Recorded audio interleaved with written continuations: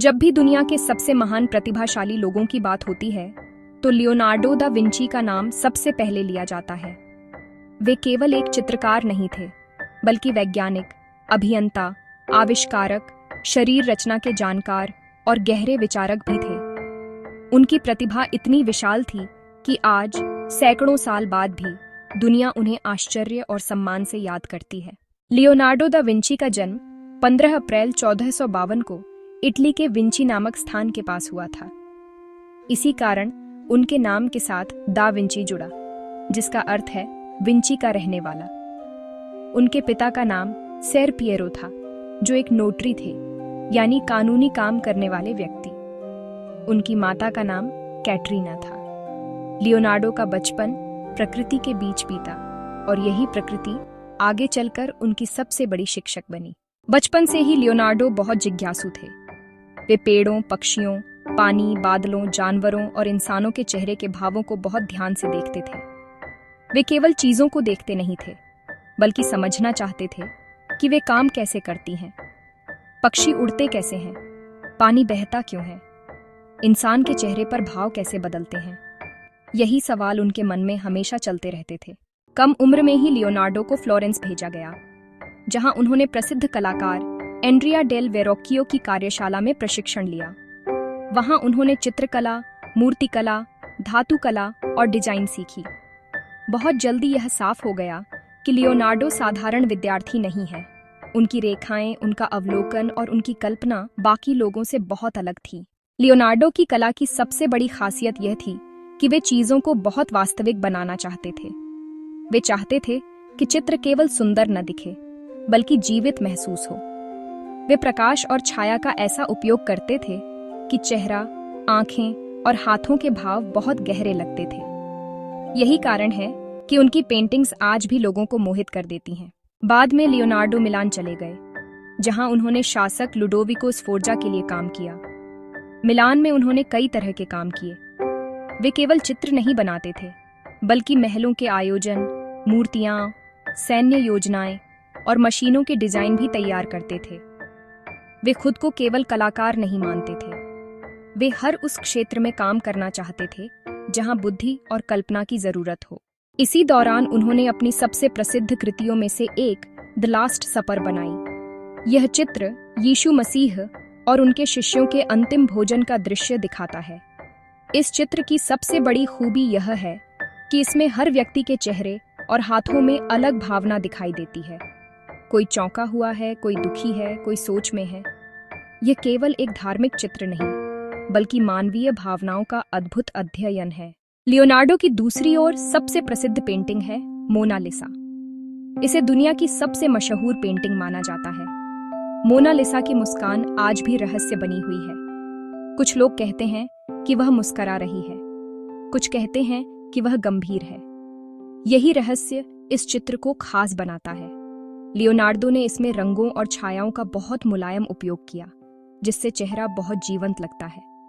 ऐसा लगता है जैसे वह अभी बोल उठेगी। लेकिन लियोनार्डो की महानता केवल उनकी पेंटिंग्स तक सीमित नहीं थी। वे विज्ञान और प्रकृति के भी गहरे विद्यार्थी थे। उन्होंने मानव शरीर का अध्ययन करने के लिए शवों का विच्छेदन किया।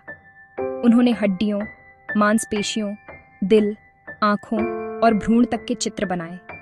उनके बनाए शरीर रचना के चित्र इतने सटीक थे कि आज भी वैज्ञानिक और इतिहासकार उनकी प्रशंसा करते हैं। लियोनार्डो को मशीनों में भी बहुत रुचि थी। उन्होंने उड़ने वाली मशीनों, पैराशूट, युद्धक रथ, पुलों और कई तरह के यांत्रिक उपकरणों के डिजाइन बनाए। उनके कई विचार ऐसे थे जो उनके समय में पूरे नहीं हो सके, लेकिन बाद में दुनिया ने वैसी ही चीजें बनाई। इस कारण बहुत लोग उन्हें भविष्य को पहले से देखने वाला प्रतिभाशाली व्यक्ति मानते हैं। उनकी एक खास आदत थी, वे हमेशा नोटबुक साथ रखते थे। जो भी चीज उन्हें रोचक लगती, वे तुरंत उसका चित्र बना लेते या उसके बारे में लिख लेते।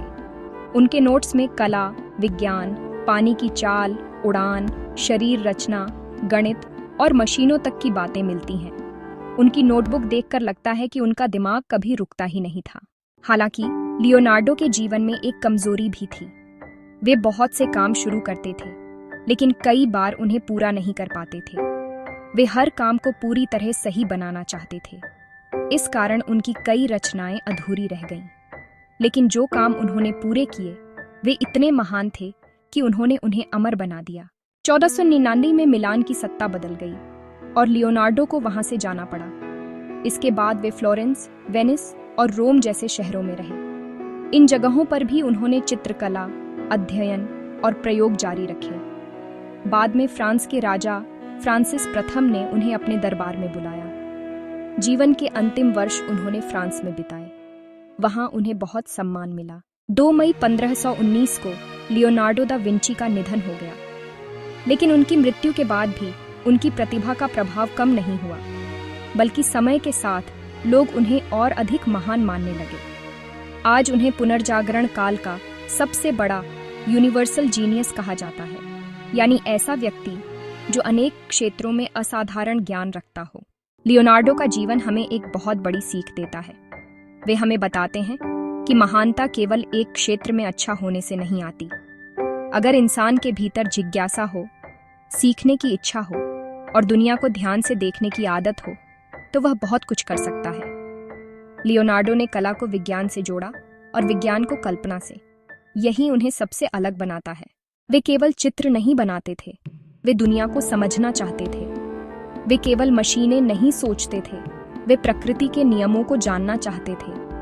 वे केवल सुंदरता नहीं देखते थे, वे उसके पीछे छिपे सत्य को खोजते थे। यही कारण है कि 500 साल बाद भी उनका नाम उतनी ही चमक से लिया जाता है। लियोनार्डो दा विंची सचमुच मानव इतिहास के उन दुर्लभ लोगों में से एक थे जिन्होंने यह साबित किया कि इंसान की बुद्धि, कल्पना और जिज्ञासा मिलकर असंभव को भी संभव बना सकती है। उनकी कहानी सिर्फ एक कलाकार की कहानी नहीं, बल्कि मानव क्षमता की सबसे सुंदर मिसाल है।